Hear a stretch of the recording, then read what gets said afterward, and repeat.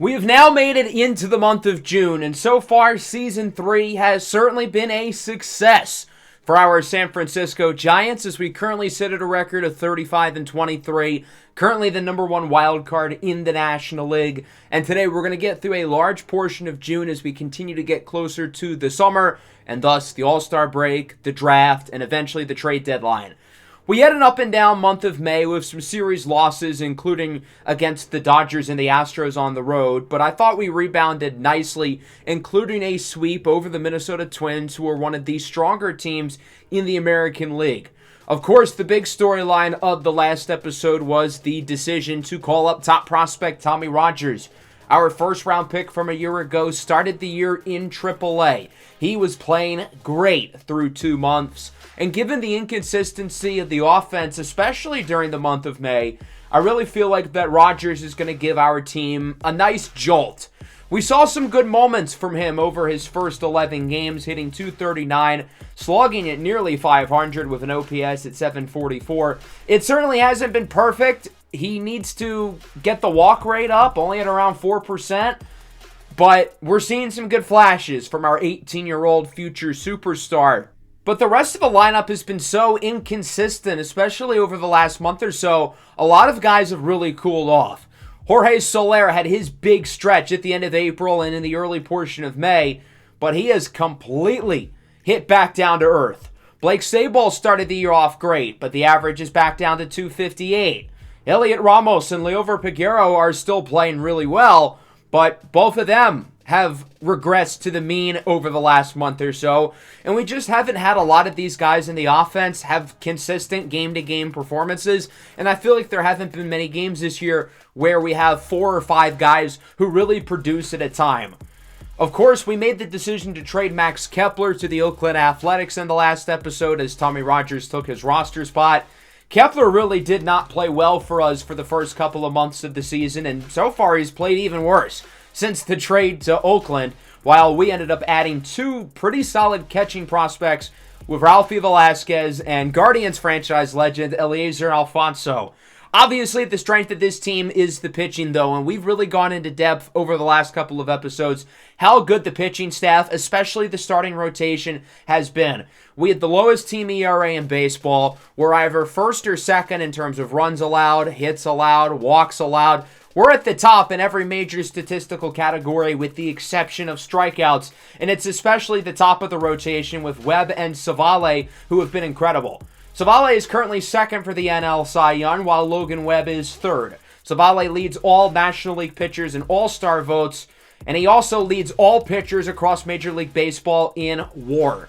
So Savale's been incredible, maybe the best pitcher in the league, but if not him, you could absolutely make a case for Logan Webb. And the other starters have been productive as well.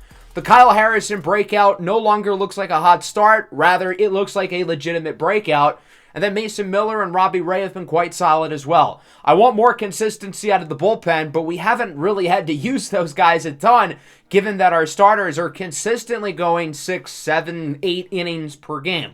I talked about the idea of possibly bringing up somebody like Kyler Rodriguez, and I think there's a few guys on the AAA team who could make sense to bring up eventually. Fernando Molina, definitely another guy who we're monitoring. But Rodriguez in particular, because he has really gotten better as the season has gone along. The OPS now right at around 900. He seems to be progressing very well since the start of the season, and obviously he played quite well over the last month of the year last season against big league pitching.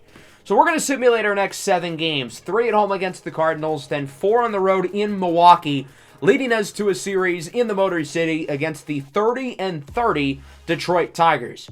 So let's start with this 3-game set at home against the St. Louis Cardinals, a team who I firmly believe will be in the mix for a wild card spot with us as this season continues to go along. We've got a close one here in Game 1. It's a 1-run game into the bottom of the 7th. Jorge Soler has homered twice, so maybe he's not as cold as we thought he was. And he's looking for home run number 3 at a big part of the game as he swings at the first pitch, puts it on the ground.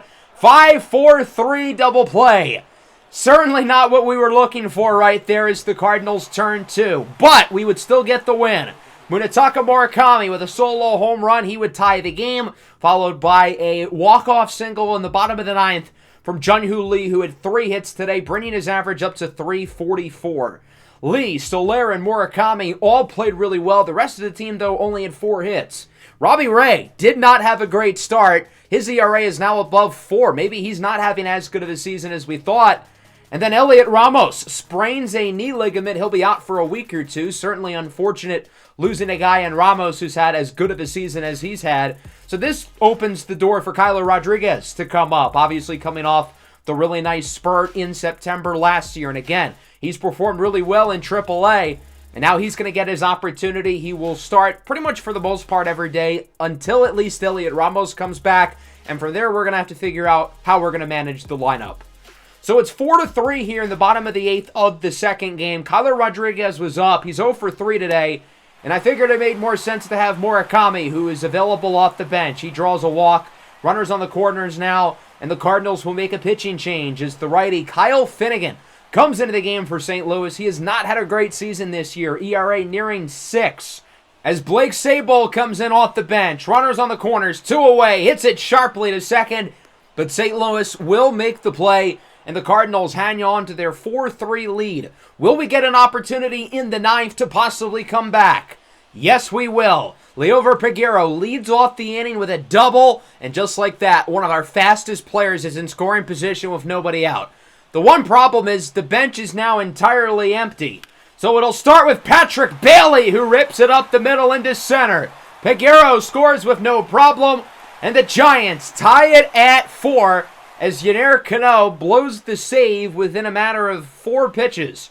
That'll bring up David Villar with the winning run on first as he strikes out on the sinker for out number 1. Back to the top of the order, Cedric Mullins, 3 for 4, having himself a day. Hits this one high and fairly deep. It'll curve foul, and it is caught. Bailey's going to look to tag up for second. Risky decision, but he's safe. And the Giants get a runner in scoring position. Base hit likely ends the game. And guess who's up at the plate? It's the rookie, Tommy Rogers, looking to make his moment. It's high and deep and to right. At the track, at the wall. It's caught. Nearly had a walk-off there, but unfortunately not enough carry. As Jordan Walker is under it to make the play, and we are headed to extra innings. We're going to travel all the way to the 11th. Nobody scored in the 10th. But St. Louis would get one in the top half of the 11th with an RBI single from Jordan Walker. And now we've got to try to walk it off again. Murakami, the runner at second. Jonathan India gets things started. 6, 7, 8 hitters due up. 0-2 for India, puts it on the ground. Murakami wants to go to third, then heads back, and he's tagged out. Murakami was expecting the shortstop to throw it to first. That puts him in a pickle. He's out at second base. Luckily, the tying run is still on, but it's a lot different to have him at only first base compared to second. Now the Cardinals are going to make another pitching change with Andrew Vasquez coming into the game. Interesting strategy, bringing in a lefty against 3 straight guys who mash left-handed pitching. And that starts with Liover Peguero, who lines out into right. That's caught by Walker for the second out of the inning. That'll bring up the catcher, Patrick Bailey. He's reached base in all 4 of his plate appearances today. 3 for 3. Drove in the tying run, but it's a grounder to third. Arenado makes the play, and the Cardinals even the series up. They win at 5-4 in 11 innings. Had Murakami been a little smarter on the bases, do the Giants tie or win this game here in the 11th? I don't know if it's likely, but it's possible, I suppose. We still did not get enough out of the offense. In terms of batting average outside of Kyler Rodriguez, who's played in 2 games, the lowest batting average on the team belongs to Cedric Mullins and Patrick Bailey. The 2 of them had 3 hits each today. The rest of the roster had 3 hits between themselves. That's not good enough. Logan Webb did not have his best stuff, certainly won't help his Cy Young candidacy, but luckily we still ended up winning the series 2-1 against St. Louis, bringing us to a 4-game set on the road against the defending champion Milwaukee Brewers, who have really struggled this year. We lead this first game 3-2. Here in the bottom of the 8th, the Brewers have 2-1. Why is the scoreboard so big?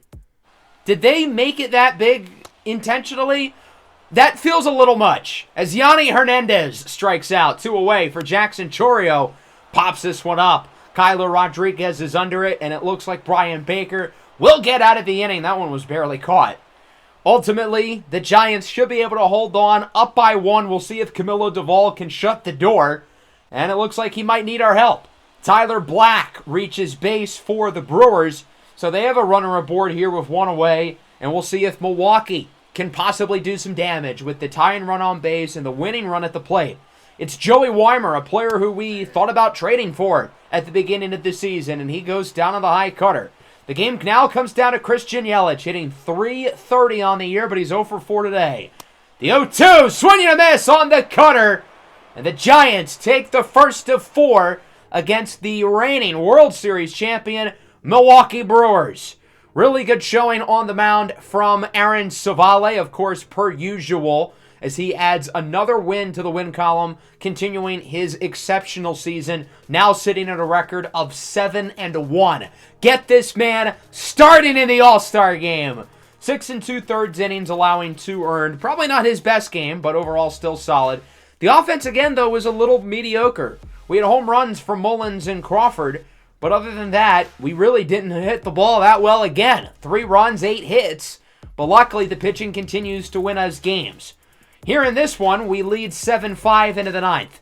Jun-Hoo Lee is a triple shy at the cycle. He's 3 for 3 with a homer, 5 RBIs. He's been balling as he rips this one into the gap. This very well could be a triple, but it doesn't have enough. It's only a single. Nonetheless, Jun-Hoo Lee, 4 for 4, reaches base in all 5 plate appearances, as Jorge Soler would drive in the runner from third, and San Francisco would take this one by the score of 8-5. I get the Brewers aren't some great team, but it's good to see us performing well against the reigning World Series champions. Jun-Hoo Lee obviously leading the way. Nobody else on offense was particularly great, though. Lee was the only player with multiple hits, and again, he had 4. Mason Miller really didn't have his best stuff, but the bullpen was quite solid as we get offered a trade from the Astros, and it's a really interesting one.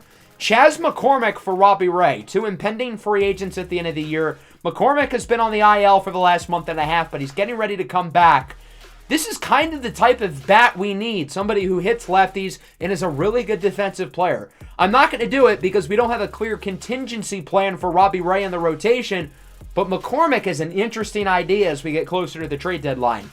We would end up sweeping Milwaukee, and I want to point out that we did get a really good start from Robbie Ray. 6 2/3 innings, 1 run allowed. I guess Ray is kind of pitching for his job, even though we probably have bigger needs, but it does seem like there's a market for him. We are still the number 1 wild card pretty comfortably at the moment, and we still trail the Dodgers by quite a few games in the NL West. Getting swept by them in May really might hurt us in hindsight. So that brings us to this 3-game series against Detroit. I've been wanting to pitch with Logan Webb again, so we're going to play in this first game against Jack Flaherty, a guy who we almost signed a couple off seasons ago. And since Flaherty has re-signed with the Tigers, it has certainly been a mixed bag. Strong season last year. This year, not so much. He has been a disaster. And it's impressive that the Tigers are 32-34, despite the fact that they've had him trotted out for a fifth of their games this year. Keep in mind, Tarek Skubal no longer in this rotation. He was traded to Tampa Bay last year towards the deadline. The Tigers have added other young pieces in the rotation. Ryan Pepio, who was part of the Tarek Skubal package, has been pretty solid. He's pitching in the 3rd game of this series. But let's take a look at Flaherty. 6.49 ERA, 1.88 whip. Flaherty's had a really odd career because he's had some really good seasons, such as last year and some of those years with the Cardinals. But he's had other years which really scratch your head. Very inconsistent from year to year. Jun-Hoo Lee gets us started as he crushes it into right field, and that baby is gone. One of the most pitcher-friendly parks in baseball, but that one was still out by a mile. Jun-Hoo Lee punishes that baseball for his 10th home run of the year. Jun-Hoo Lee has been on a tear here in the month of June. The average sits around .350 on the year. As Flaherty would get through the rest of the inning, he will strike out Jorge Soler. But a good start, though. Jun-Hoo Lee puts the Giants on the board, and it's 1-0. Early run support here for Logan Webb, who's had a great season. 3.22 ERA, 1.06 whip with a record of 8-2. It feels odd that Logan Webb has still never made an all-star team, even though he's been one of the best pitchers in the National League over the last 5 years. He should finally make one this year, but this play won't help. Riley Green catapults this one into right, and this game is tied at 1. That one nearly reached the second deck. Green with his 9th home run of the year. So Jung-Hoo Lee and Riley Green each go deep. Two guys with really similar skill sets, strong defensive outfielders who hit for really good contact, but also have plenty of pop from the left side of the plate as we move into the second. Blake Sabol leads off the inning. He sends this one into the gap. You've got to be thinking triple with how deep these walls are, and that's exactly what he's going for. The throw to third is not in time. In hindsight, that was really risky to have him go for the triple, but it pays off. And Sabol, with his second three-bagger of the year, he's 90 feet away from home as Tommy Rogers looks to drive him in, and he will. It's into the left center gap, and the Tigers are lucky that one bounced over the wall. Otherwise, Rogers would have gotten at least a triple, maybe more. Rogers now at third. It's a wild pitch. Tries to steal home, but he's out. If that was anybody else at third, we would not have sent them. But with Tommy Rogers' speed, we felt like we could do it. Unfortunately, we were wrong. 2-1 into the bottom of the second. The former All-Star Game MVP, Elias Diaz, hits it into center. Tommy Rogers misplays it horribly, and that one will go for a double.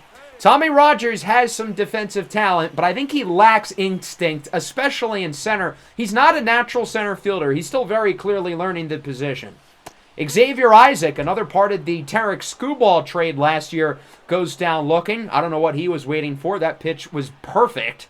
That'll bring up Javier Baez, who goes down looking on the sinker. I'm surprised Javier Baez didn't swing. When has he ever gone down looking in his life? Thankfully for the Tigers, they only have one more year after this one at the Baez deal as we move into the third. Red-hot Jung-Hoo Lee continues his hot streak. That one goes into the gap for a double. He'll stay at second. The Tigers were able to relay that one in a lot quicker. And so San Francisco gets another runner in scoring position. That'll bring up Munetaka Murakami. He hits this one high and deep into center. Actually, really not that deep. I don't know what I was looking at. As it's caught by Riley Green, that brings us to the end of the top of the third. Jack Flaherty hasn't been great, but his ERA has gone down. I hate to dog on Flaherty. I really like the guy, but he has not had a good season here, so I will poke fun. Jorge Mateo strikes out on the circle change. Good pitch there by Logan Webb, his third K of the day. Now against Julio Pablo Martinez, the 3-2. Got him chasing the slider. That pitch was not even close to being a strike. I don't know what he was looking at. Great pitch by Logan Webb. 3 innings of 1-run ball. Other than allowing the home run to Riley Green, he's been really good so far as we move into the fourth. Full count here for Jorge Soler, and he ropes this one down the left field line. 116 off the bat, but he'll only end up with a single.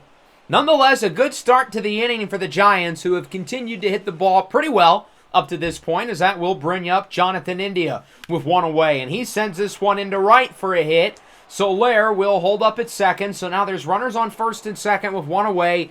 Big opportunity here for the 7-hole hitter, that being the rookie Tommy Rogers. 1 for 1 with a double, and there's another wild pitch. Both runners advance, and now there's 2 guys in scoring position all of a sudden, and a base hit here from Tommy probably makes this a 3-run ball game.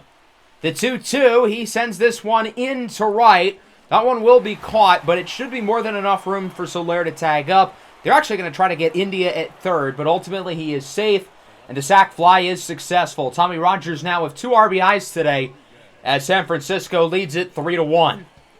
That'll bring us to the bottom of the fourth inning. Riley Green homered in his last at-bat, looking to do some more damage to start the inning as he singles this one into left.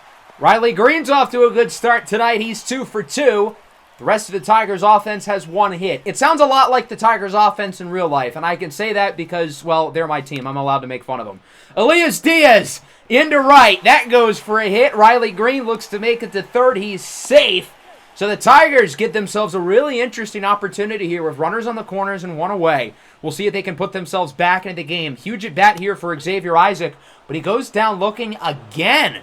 That pitch wasn't quite right down the middle like the last one, but still.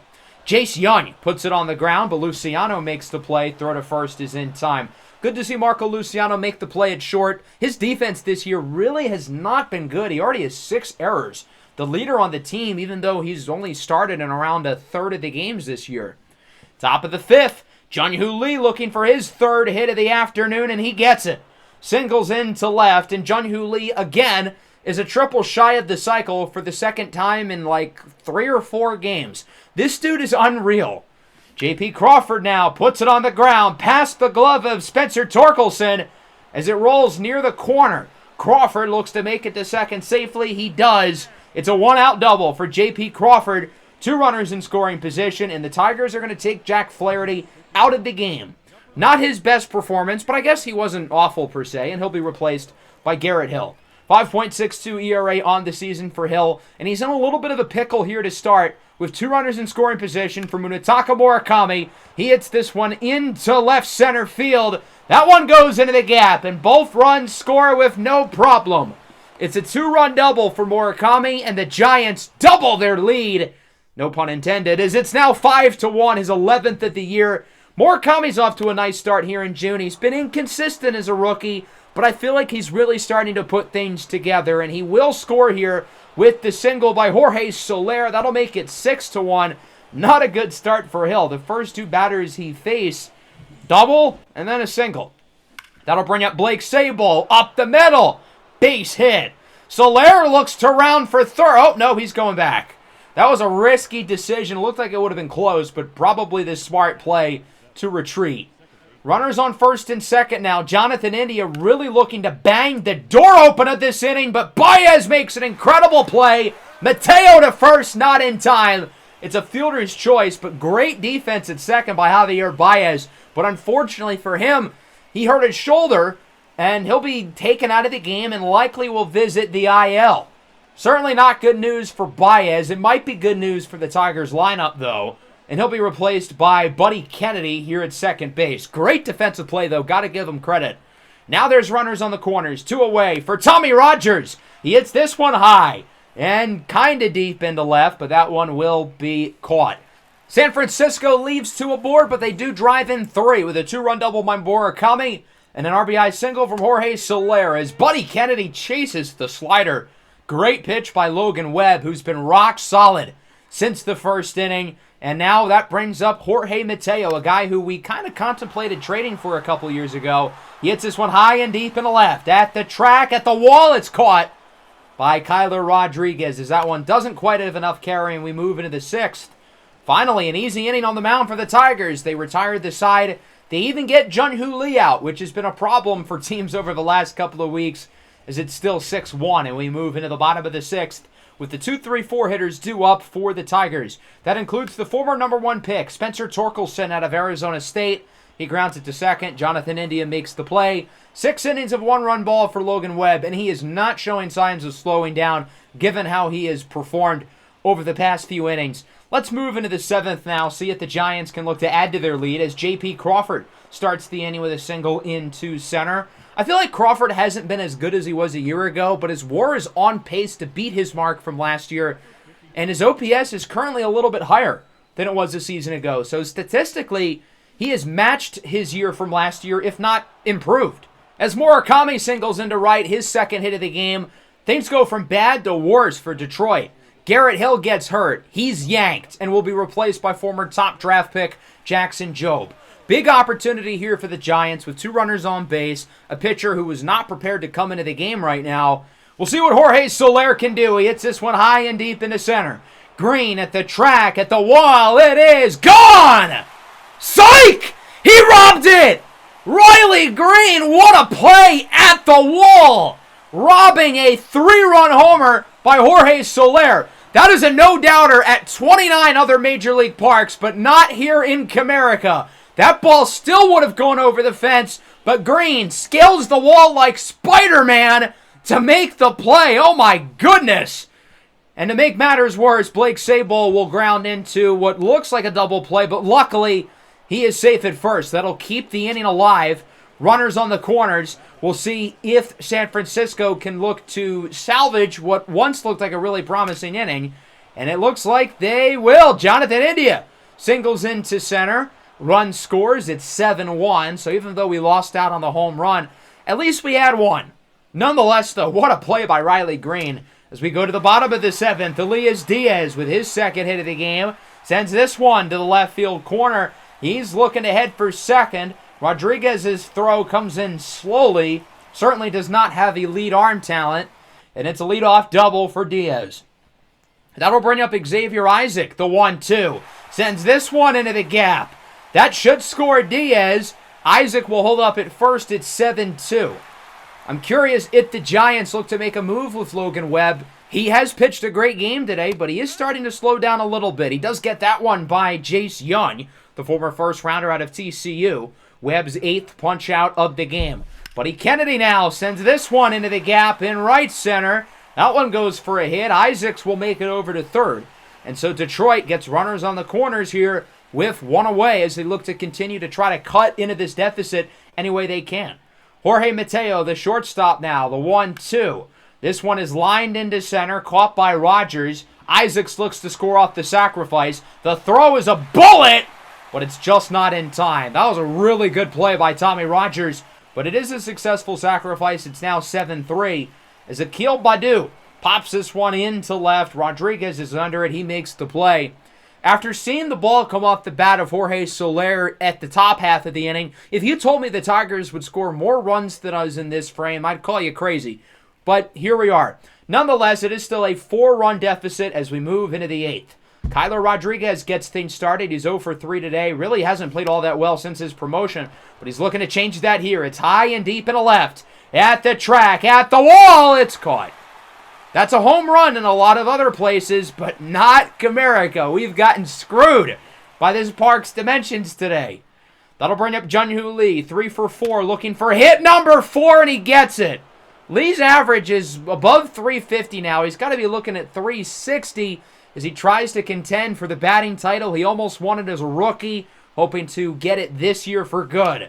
Crawford now sends this ball high and pretty deep into center. Certainly a home run in a lot of parks, but not this one as it's caught by Riley Green.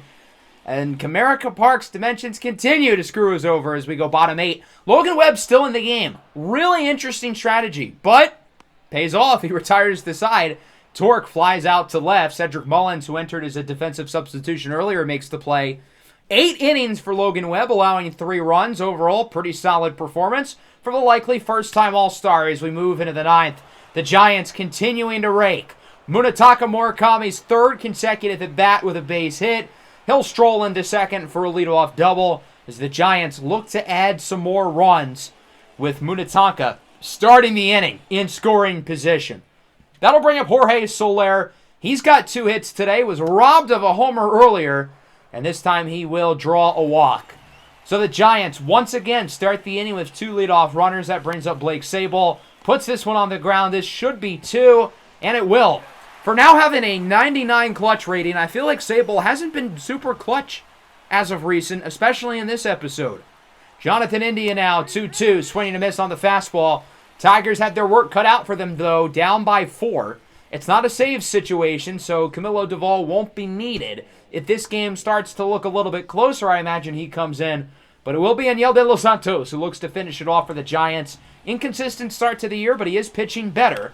As Jace Young lines it into center, it is caught by Rogers! There's your game! Tommy got to that ball slowly, but he makes an incredible diving catch to win it for the Giants. 7-3 here in the first of 3 at Comerica Park. Strong start from Logan Webb. He goes 8 strong, only allowing 3 runs. And the offense was really good. 16 hits with 7 runs. We hit the ball really hard and really solid today. One of our more complete games offensively. The first 6 guys in the lineup all had multiple hits. This was the type of offensive performance I was waiting for. A game where we have 4, 5, 6 guys all really producing. The back end of the order only had 1 hit, but it didn't matter. Everybody else was really good. Jun-Hoo Lee homered. Tommy Rogers drives in 2. Murakami brings in 2. He had 3 hits. And then, obviously, again with the pitching, Logan Webb was really good, and Aniel De Los Santos shut the door with no problem. 3 runs, 7 hits for the Tigers. Riley Green and Elias Diaz had 5 of their hits. They only had 2 base runners otherwise, not drawing any walks. Jack Flaherty was not great, only 2 strikeouts, 5 earned runs allowed. Again, I hate to dog on him. He's one of my favorite players on the Tigers currently, but man, he has had a rough season. So we win the first game 7-3. Hopefully a sign of things to come for the rest of this series in Detroit. We're going to get through these last 2 games along with a 3-game set at home against the Cincinnati Reds, who have slid in the standings a little bit. They've dropped to 38-27. They're still quite good, but they've been really not good at all since the start of May. They were like 21-6 at one point. This second game here against Detroit has been rather interesting. Aaron Savale pitched great. 7 innings, 2 runs allowed. I think only 1 of them was earned. We led this game by 7 going into the 8th inning, and the bullpen has completely blown it. The Tigers have scored 6. They had the tie-in run at second, the go-ahead run at first, and Spencer Torkelson crushes this pitch into left. Mullins at the wall. It's gone! 3-run homer for Spencer Torkelson. The Giants went into the bottom of the 8th, leading this game 9-2. And they're now down 11-9. The hits are going to keep on coming. Rogers can't make the catch. Elias Diaz makes it to second with a double. What is happening? This is an unbelievable bullpen collapse. Minter's going to come out of the game. I wouldn't be surprised if the Giants have already used like 4 pitchers in this inning. Genesis Cabrera is going to come in to replace him, looking to stop the bleeding as Xavier Isaac starts off with a walk. There's still only 1 out, by the way. This is unbelievable. Jace Young lines it to third. Crawford sends it to second. A double play to end the inning, but not before the Tigers score 9. They lead it 11-9 as we go into the top of the 9th. Look at this. The bases are loaded. 2 outs. Alex Lang on the mound against Munetaka Murakami, one of the better clutch hitters on the roster. Tying run is at second. Potential go-ahead run is at first. Both of those guys are really fast. And Murakami strikes out. The Tigers win this game 11-9 with a 9-run 8th inning. That's the concern I have with this team. The bullpen has just been way too off and on throughout the season. And once we get to some big games late in the year, hopefully the playoffs, I am a little bit concerned about it. If these starters have great outings, it's not a lock that we win this game because we have some really volatile relievers. The offense was really good today. Give them credit. They are not the reason why we lost. The offense hit the ball tremendously for a second game in a row. Aaron Savale was brilliant, per usual. Brian Baker, Tristan Beck, and A.J. Minter lost us this game. Minter's been great this year. I don't want to get too hard on him, but those other 2 guys got to step it up. Baker's ERA is in the 6s. Beck's ERA is at 14. Not ideal. So we are going to have to do something regarding the bullpen at some point. There isn't really an obvious move for us to make right now. I don't want to disrupt Fernando Molina's development as a starter. And as we look at the trade block, there aren't many great choices in terms of somebody who we can easily get and somebody who's having a good season. Alex Vesia is the clear top reliever choice here. But do you think the Dodgers are going to trade him to us? I don't think there's many other great options as well. Let's go into this last game against Detroit. Would you look at that? The bullpen has blown it again. 7 innings, 1 run allowed by Mason Miller. We were up by 2 going into the 8th. Now we're losing. What happened? Rodriguez puts it on the ground. It is not a double play. Good hustle. He is safe at first. One of the Giants' fastest base runners is aboard as the potential tying run. If our bullpen can blow this game, maybe theirs can too. Rodriguez goes for second. He is safe. The speedster in scoring position. Liover Peguero's clutch rating is a lot better than his contact versus righties. This gives the Giants a really nice opportunity to try to drive in this run. And that's not going to happen. Peguero goes down on the knuckle curve, and this game comes down to the top of the order. It's not Jun-Hoo Lee, though. It's Cedric Mullins. The 2-0. Mullins into the opposite field. This game's tied. Kyler Rodriguez scores easily. It's a double for Mullins. We're knotted up at 4. Cedric Mullins has not had a very good season, but he has played quite well over the last couple of weeks. Tommy Rogers is going to come on to replace him as a pinch runner, the fastest man in baseball. J.P. Crawford looks to join him in. He almost did. Hit that one hard to first, but Torkelson makes the play. Nonetheless, good to see the offense fight back, tie the game. Hopefully the bullpen doesn't blow it again, and they would blow it again. Jace Young with a walk-off home run in the bottom of the 9th to lose this game 5-4. This bullpen is unserious.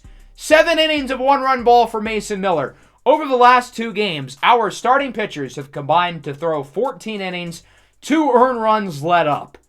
We lost both games, and it was not because of the offense either time. We didn't hit the ball great today, but the offense is not to fault. It was A.J. Minter again who lost us this game. Minter's been great this year, but that's back-to-back games in a row where he blows it. His ERA just doubled over these last 2 games. We might have to make a desperation move with the bullpen at some point because this is getting bad. Now, luckily, Elliot Ramos is healthy. We're going to send down Kyler Rodriguez. He has not played well since Ramos' injury and being promoted. He's just 2 for 24. He's only reached base twice. That's really not good. So we're going to have him go back down to AAA, and the lineup will return to what it was before Ramos got hurt. Let's go to the Cincinnati series. Robbie Ray is a no-hitter. He clearly saw that proposed trade and took it personally. He's doing it against the strong Reds lineup as Garrett Hampson grounds out to second. The thing with the Reds in particular is that they mash left-handed pitching, but clearly not today. TJ Friedl into the opposite field. There it is. First hit of the game for Cincinnati. They finally get one on the board here in the 7th, but still overall great performance from Robbie Ray. And ultimately the Giants win this one 7-1. The Reds would continue to get some hits during the later portion of this game, but obviously it's not really going to matter. Ray goes the entire way. 4 hits allowed, 1 run. He was fantastic. Back-to-back really good starts from Robbie Ray, coming off a not-so-good month of May, and he's pitched, again, 2 really good games. The offense was pretty good as well. Ultimately, we would end up taking 2 of 3 against Cincinnati. Overall, I would consider that a win. We did lose the last game, though, with a great performance from Sandy Alcantara. And would you guys like to guess how we lost this game? Logan Webb threw 8 scoreless innings. Bullpen comes in, bam, 4 spot. Now, the offense gave us nothing in this game, so it's not entirely the bullpen's fault, but still, our last 3 losses have been directly because of the bullpen throwing the game away. We've got to make a move, and we've got to do it now. We have to move off of Jordan Hicks. This signing has been a disaster, and it hasn't gotten better over the last 2.5 seasons. He's been abysmal all 3 years of this series. His WAR is at negative .7. He's got to go, but he's on a pretty big contract. Who's going to be willing to take that deal? I think the only way that we can really get a trade for Jordan Hicks is if we take back another big contract and a guy who we can look to revive a little bit. I found 2 options pitching-wise. The first one is Carlos Rodon. The highs with Rodon have been really high, but the lows have been, well, really low. He had arguably his best season with the Giants in 2022, so he knows how to pitch well with us, but that contract is really bad. We would need a really good asset with him to make a deal work. The other option is another former Giant, Kevin Gausman, who, like Rodon, had some really good seasons here, but he has not aged gracefully with Toronto. His WAR is lower than Jordan Hicks. His contract is worse than Jordan Hicks's, but he only has 1 year left, so it gives us more long-term financial flexibility. The Yankees won't do it straight up for Rodon, so that means the Blue Jays are going to be a lot more reasonable here, and we are going to be able to add another asset to make this work. As bad of a deal as Jordan Hicks is, the Kevin Gausman contract right now looks worse, given that he's probably even worse than Jordan Hicks, and, well, he's older, and he's making double the amount of money. His contract in terms of total value is the same as that of Jordan Hicks. He's just been a disaster this year, but he's been a really good pitcher in the past. He's obviously pitched well with us. So the hope is that we'll be able to resuscitate his career a little bit, and if not, we free up some money for this offseason. We'll be getting back Brendan Davis, a B potential outfield prospect. I think the B potential, though, is a little bit misleading. He was once a highly, really regarded prospect and just hasn't really gotten better. He's been awful in AAA. So I think the B is a little bit generous, but he does have an intriguing skill set, and I'm willing to see it out. Maybe we give him a shot, maybe he turns into something, but I don't really have high expectations. Gausman's going to slide into the bullpen, replacing the Jordan Hicks role, and that brings us into a 4-game set at home against the Diamondbacks. I really want to play against Blake Snell, so we're going to simulate to that 3rd game. Look at this one, 7-7 going into the bottom of the 9th. Arizona scored all 7 of their runs in the 6th. Aaron Savale threw 5 scoreless, and the game just got away from him. Elliot Ramos looks to walk it off. That's barely foul. A really close call there. Would have ended the game. But Miguel Castro and the Diamondbacks live to see another day. Ramos pops it up on the very next pitch, and it will be caught at first base for the 2nd out of the inning by Thomas Noble. one of the Diamondbacks draft picks from a year ago who's had a pretty up and down rookie season. Sable wants to finish it. He cannot. Line it to short, caught by Jordan Lawler. And this game is headed to extras, knotted up at 7. Let's move to the bottom of the 10th.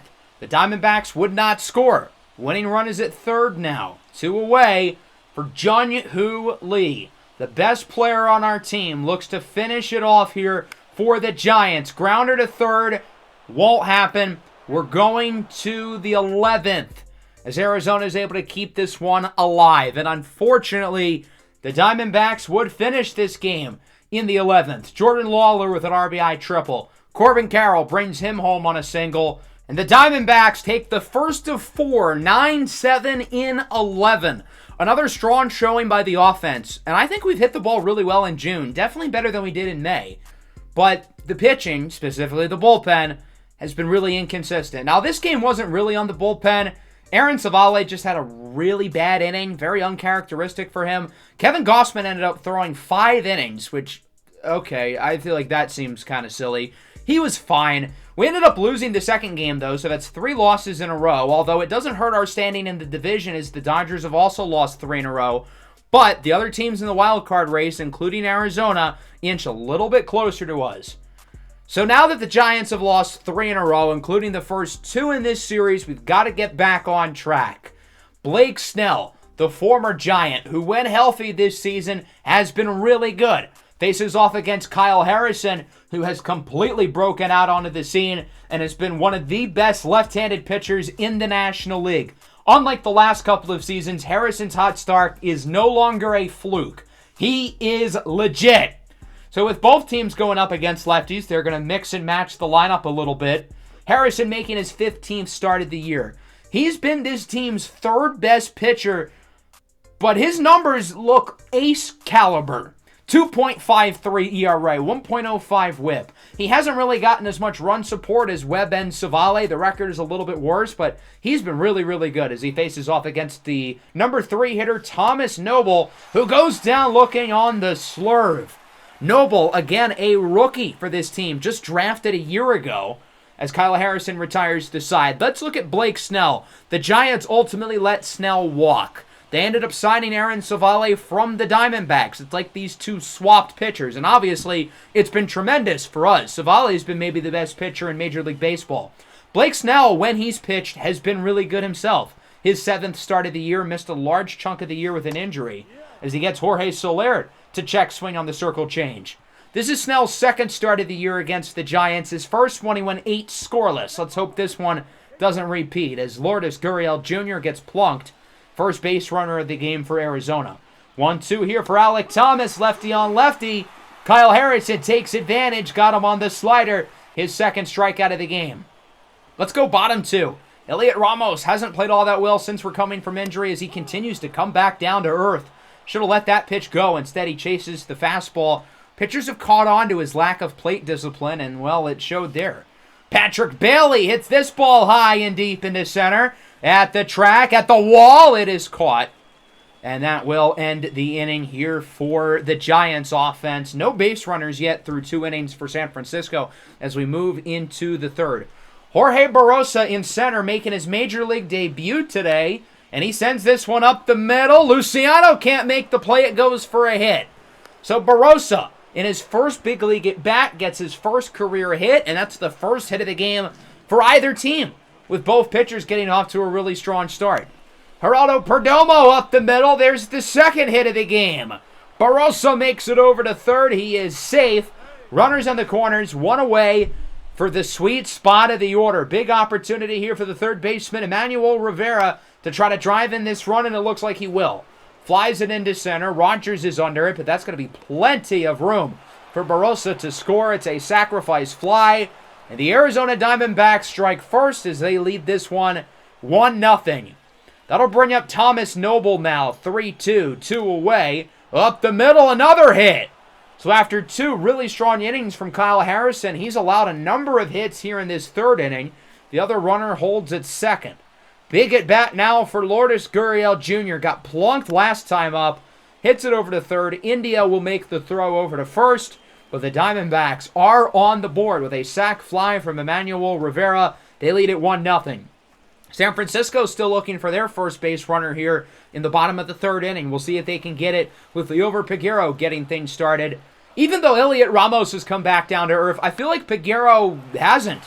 He has still been really good. His WAR is above 2. He is the official full-time starting shortstop right now, if that wasn't already clear.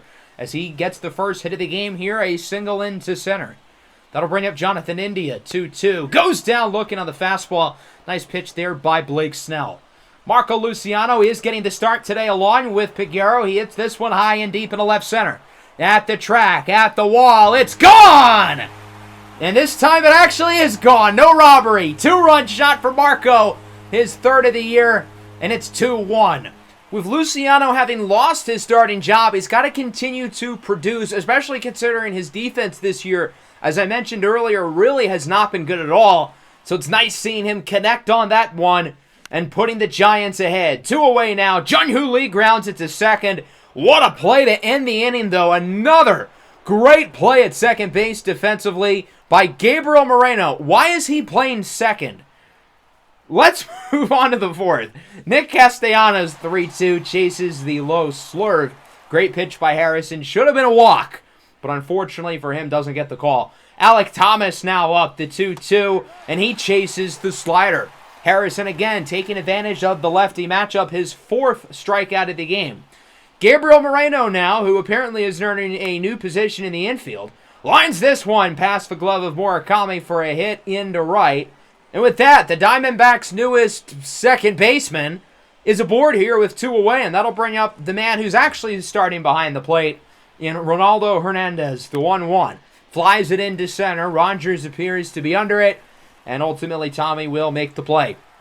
4 innings of 1-run ball for Kyle Harrison, having himself another really strong start as he looks to make a push for an all-star spot, possibly giving the Giants 3 starting pitcher all-star nods. Munetaka Murakami draws a walk, first allotted the game from Snell. That'll bring up Elliot Ramos, and he goes down looking on the fastball. Second time today that he has struck it out. And that will move us into the 5th, still 2-1. Both pitchers producing. Snell has only allowed the 2 hits so far. Both of those guys obviously have come to score. As Geraldo Perdomo bloops this one into center. That does go for a hit. As fast as Tommy Rogers is, even he's not able to track that one down. And so there's a runner aboard here for Emmanuel Rivera. The 2-2, swinging a miss on the high fastball. Another punch out here for Harrison. That brings up Thomas Noble. 2-2 on the way. And he flies this one into left. Ramos doesn't have to move far. And he will make the play. Another good inning for Kyle Harrison, continuing to produce, as has Blake Snell. We'll see if either one of these offenses can really get something going to break the pitching duel. Maybe the Giants here in the 5th. One of their 2 hits of the game belongs to this guy, Liover Peguero, into left center, off the wall. Should be a leadoff double for Peguero, who has 2 of San Francisco's 3 hits up to this point. And with that, the Giants get a runner in scoring position, his 18th double of the year. Jonathan India draws a walk, and so the Giants now have 2 runners aboard to open up the inning.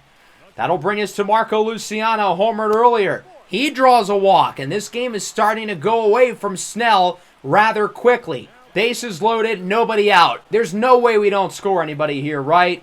It's Tommy Rogers. They're going to go for the suicide squeeze, and it almost works, but the ball ended up bouncing foul. Good idea, just didn't quite materialize. Now with 2 strikes, he's obviously got to swing the bat, and ultimately he goes down on the fastball. Snell's 6th of the game. Jung-Hoo Lee now up for San Francisco. This one gets by the diving glove of Noble for a single into right. 1 run scores, it's 3-1, and the bases remain loaded. That brings up Jorge Soler now, the 1-2. Ooh, that was a close one. Looked like it hit the corner of the zone. Yeah, that maybe should have been called a strike. That was a close one. 2-2, looks at the fastball, count is full. Keep in mind, a walk scores a run. Blake Snell's got to be careful here, but you can't give Jorge Soler something too good. Soler hits this one high into center. Barrosa is under it. He'll make the play. Runner will look to score on the tag. Throw to the plate is a pretty good one, but India is just barely safe, and it's now 4-1. San Francisco adds to the lead. So with the bases loaded, they've actually scored some runs. Good job. That'll bring up Murakami, the 2-2. He hits this one high and deep and a right. Near the wall. I don't think it has enough, and it is caught for the third and final out of the inning by Alek Thomas. Giants drive in 2. Feels like they could have done a little bit more, but beggars can't always be choosers. Still only 4 hits, though, but we've been able to drive in the runners that we've gotten. Into the 6th, Thomas lines it to right, caught by Lee. Another good inning for Kyle Harrison, with his pitch count starting to get higher. So I would expect a reliever to come in for the 7th. Speaking of relievers, Giovanni Gallegos is in for Arizona. 5 innings, 4 earned runs allowed from Blake Snell, pretty much doubling the amount of runs he's allowed this year. Not a bad game, though, from Snell. I know the numbers aren't going to look great, but I feel like he did pitch quite well, minus a couple not-so-great innings. Liover Peguero with a full count and 2 away, looking for his 3rd hit of the game, and he won't get it. Grounds it over to 3rd. Arizona makes the play. And that brings us into the 7th. It's a 3-run lead. Bullpen. I don't ask for much. Don't blow another one. Genesis Cabrera will come in here for the Giants. One of the few relievers this year who's been pretty consistent for this team as he gets Hernandez to chase the curveball. What a great pitch for the second out of the inning, making him look foolish. We'll see if he can retire the side now, facing off against Jorge Barrosa. The 2-2 hits it sharply past India. Luciano deflects it, but there's going to be no throw to first, and a strong debut for Barrosa continues his 2nd hit of the night. Arizona's got one of their faster runners aboard for Geraldo Perdomo, who also has 2 hits in this game, but he pops it into center. Tommy Rogers makes the play, and it remains 4-1 as we go into the bottom of the 7th inning. Into the game now, out of the bullpen for Arizona, is the lefty and former All-Star Joe Mantiply, who's been fine this year, 3.74 ERA, hasn't been bad. Wouldn't say he's been particularly good either. Jonathan India lines this one into center. That goes for a hit, 103 off the bat. Just the 5th hit of the game for San Francisco. Again, not a lot of base runners, but I give them credit. When they've got guys on, they've been able to drive them in. We'll see if they can do that again here with a full count and 2 away here for Jung-Hoo Lee, who grounds it over to short. Looks like the play will be made, and it is, as it remains 4-1 going into the 8th. Coming out of the bullpen now for San Francisco will be the righty Brian Baker, who was acquired in an offseason trade with Baltimore. He really hasn't been that good this year. 6.3 ERA. He's had some really bad performances, including a big part of the 9-run comeback earlier in the episode with the Tigers. We'll see if Baker can keep this game afloat as Emmanuel Rivera floats it into left, and that will drop for a leadoff single. So the Diamondbacks start the inning with a base runner, only 72 off the bat, but hey, a base hit's a base hit. That'll bring up Thomas Noble now, 2-2, swing and a miss on the high fastball. Nice pitch there by Baker for the first out of the inning. Lourdes Gurriel now goes down on the circle change. Another nice pitch from Baker, 2 away.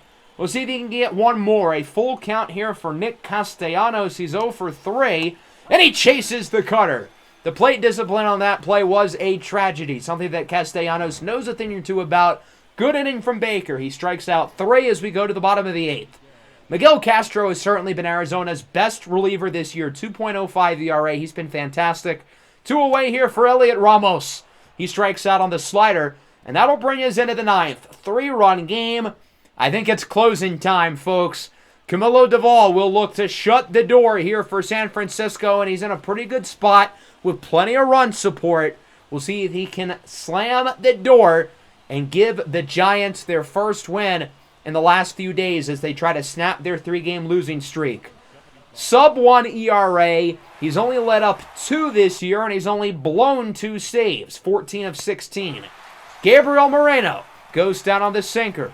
We'll see if Doval can retire this side. The 1-2 for Hernandez. Got him looking on the sinker. Giants win it 4-1. The offense was not great. Again, not a lot of base runners. When we got guys on, we generally produced, but this game was about the pitching. Kyle Harrison was really good. Bullpen did their job. 7 hits, no walks, and only 1 run scored from Arizona.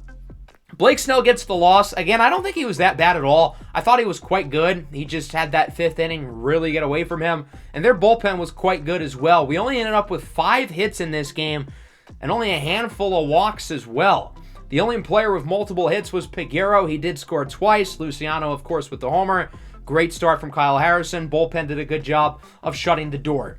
So a good win here. Another really strong start from Harrison. We're going to wrap up the series against Arizona along with 3 at home against the 33-40 New York Mets, bringing us to kind of the halfway point of the season. So we're going to hop into this first game against the Mets. We did win the last one against Arizona. 3-2 here in the 9th. Jung-Hoo Lee with a 12-game hitting streak on the line as he pops it up and it should be caught. I feel like Lee got kind of screwed over because he didn't start in this game. He came off the bench. This was only at bat.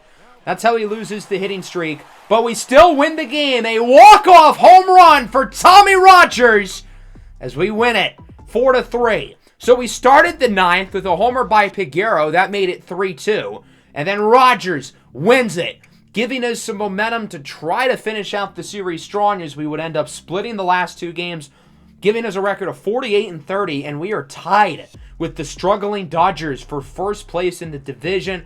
We're a good, really, 6 or 7 games ahead of the first team out of the wild card race. So right now, we're in a good spot.